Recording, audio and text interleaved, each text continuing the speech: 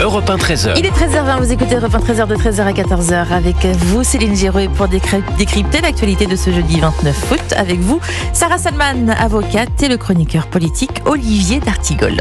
Bienvenue à bord les amis. Bienvenue, bonne rentrée à tous. Ouais, ravi de vous retrouver. On a un petit temps de réaction. Voilà, Olivier, on vous a déjà vu cette semaine, vous êtes sur tous les fronts. Et j'espère que vous avez bien suivi l'actualité, ce dont je ne doute pas. Et on va évidemment revenir sur cette prise de parole poignante de la veuve du gendarme Éric Comines. On en a beaucoup parlé hier, mais j'avais envie d'en reparler aujourd'hui. Je le rappelle, il a été percuté mortellement par un chauffard suite à un refus d'obtempérer. La France a tué mon mari. Ce cri du cœur déchirant a bouleversé la France tout entière. Avant d'en discuter avec vous, on va écouter Thibaut de Montbrial, l'avocat spécialisé dans la défense des forces de sécurité. Il était l'invité de Laurence Ferrari dans Punchline hier. Et ce qui est très intéressant, c'est que dans la très haute hiérarchie policière et gendarmique, il y a des gens que ça choque. Parce que il y a des gens qui disent « Oh non, quand même, il faut pas dire des choses comme ça ». Mais non seulement il faut laisser les gens qui sont victimes de ce qui se passe exprimer leurs sentiments, mais il y aurait une terrible erreur politique au sens large du terme, à ne pas entendre ce que dit cette dame. Parce que plus de la moitié des policiers et gendarmes pensent ça, parce que c'est leur réalité. Tout ce dont notre pays a besoin, mais c'est un choc d'autorité. La France a besoin d'une chose qui est un préalable, c'est que l'on rétablisse l'autorité. L'autorité, c'est la garante de la cohésion nationale.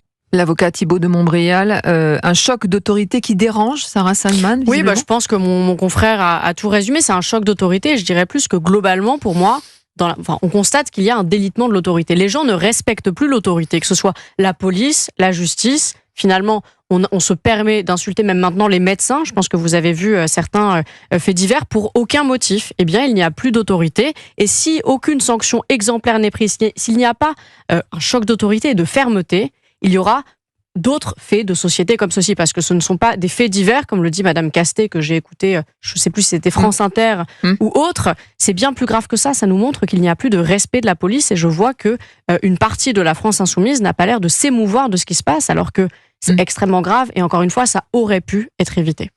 Olivier d'Artigol. Oui, on en a beaucoup parlé. 25 000 refus d'obtempérer par an, toutes les 20 minutes, et 1 sur 5 un délit aggravé. Donc c'est en effet... En majorité, ce sont des moins de 30 ans. Dans 75% des cas. Ouais. Donc ça, c'est posé. On n'a pas attendu ce dernier drame pour commencer à instruire ce sujet.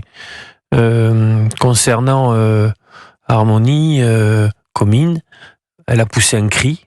Est-ce que ça peut faire bouger les lignes ? Est-ce qu'il y aura un avant et un après, selon vous ? Et je suis un peu nostalgique d'une période où, dans de tels moments, on pouvait faire silence pour laisser le temps à la famille. Pour avoir les débats par la suite. Mais il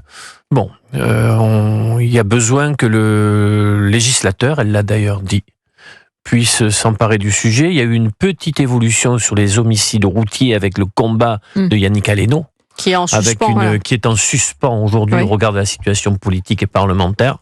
Mais très certainement, le législateur va devoir reconsidérer les choses. Justement, je suis absolument pas d'accord avec ça. Il y a déjà eu une modification législative où on a eu un alourdissement des sanctions. On est passé à 2 ans d'emprisonnement et 15 000 € d'amende. J'ai envie de vous dire, à quoi ça sert d'alourdir des sanctions si vous n'appliquez déjà pas ce qui existe ? Quand vous passez devant un tribunal, j'ai regardé un petit peu la jurisprudence, vous voyez plus des 8 mois avec sursis. Dans la tête du délinquant, sursis, ça veut dire à la maison. Donc déjà, appliquons l'arsenal juridique et judiciaire que nous avons avant de vouloir augmenter les peines. À chaque fois que nous avons un drame, vous avez une partie de la classe politique, de droite, de gauche, peu importe, qui dit on va ajouter une loi pour montrer qu'on a fait quelque chose. En réalité, vous n'avez rien foutu parce que le minimum n'est déjà pas appliqué. Enfin, le maximum n'est jamais prononcé. Alors, vous parliez des politiques, justement, Sarah Salman. Ça tombe bien. Il y a eu énormément de réactions, essentiellement à droite, on peut le dire, parce que pour le coup, la gauche et l'exécutif sont étrangement silencieux, sinon discrets. Écoutez Sébastien Chenu à ce sujet. Il était ce matin vice-président du Rassemblement national sur Europe 1 et CNews. Bien sûr que l'impunité tue. Et d'ailleurs, je pense que on n'entend pas beaucoup la gauche dans cette triste affaire du commandant, de l'adjudant Comines. On les entend pas, les grandes voix de la gauche qui pleurnichent matin, midi et soir dès qu'il y a un petit incident ici ou là en banlieue.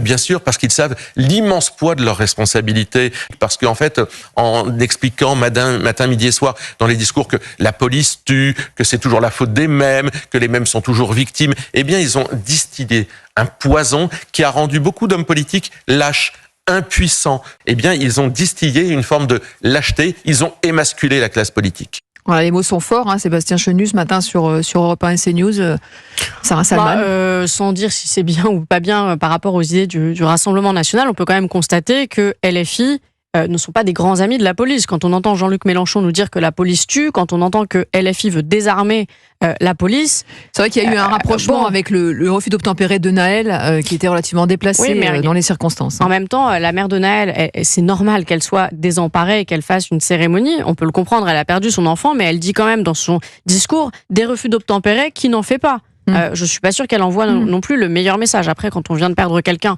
finalement, on a quand même tous les droits dans les hommages, mais je suis pas sûre que LFI aide beaucoup. Alors que le Rassemblement national le dise, oui, ils sont dans leur rôle. Comment vous expliquez ce silence justement de la gauche? Non, pas le silence de la gauche. Le silence d'une partie de la gauche. Si vous, 2 ou 3 heures après ce drame, si vous allez sur le compte Twitter de Fabien Roussel, il y a une expression très propre, très claire. Parce que je n'ai pas envie de donner, j'allais y répondre, je n'ai pas envie de donner toute la gauche à LFI. Parce que ça n'est pas le cas. Ça n'est pas le cas sur un très grand nombre de questions. Donc il faut chaque fois essayer de regarder qui a dit quoi. Mais je n'aime pas non plus les surréactions. J'ai regardé très attentivement pour préparer notre émission. Il y a aussi des hommes politiques, des responsables politiques.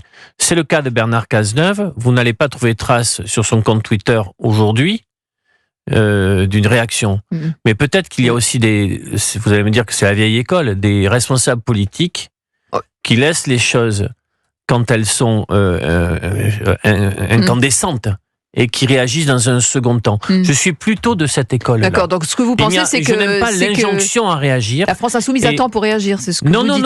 Non, je dis pas ça pour la France Insoumise. Je dis que il ne faut pas... Non, mon idée était plus, c'est que il peut y avoir des responsabilités, des responsables politiques à gauche, qui ne sont, pour lesquels on ne peut pas faire de procès concernant les questions de sécurité, les questions d'ordre public, les questions régaliennes, qui n'ont peut-être pas réagi aujourd'hui. Ce n'est pas pour ça qu'ils sont frappés d'indignité nationale et qu'ils n'ont pas eu par le passé des positions très fortes sur les questions régaliennes et de sécurité. Vous avez raison, mais LFI... Je fais attention à ça, quoi. C'est tout. Alors, vous avez raison, mais LFI, par exemple, si on regarde leur compte, quand il y a des effets de société, ils réagissent tout de suite. C'est vrai. Tout de suite.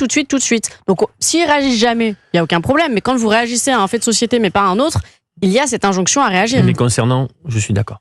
Les concernant. Mais pas toute la gauche. Non, j'ai pas mis le Parti Socialiste, j'ai mis une partie de LFI, je mets même pas tout les LFI. C'est vrai. On surveillera donc la réaction à venir de cette gauche dont vous parlez, Olivier d'Artigol. On reste ensemble, bien sûr, on se retrouve dans quelques instants avec Sarah Salman et Olivier d'Artigol pour parler de tourner manège qui continue. Hein, on en riait il y a 2 jours. Mais je continue parce que le manège tourne toujours et on ne sait toujours pas qui a décroché la queue du Mickey.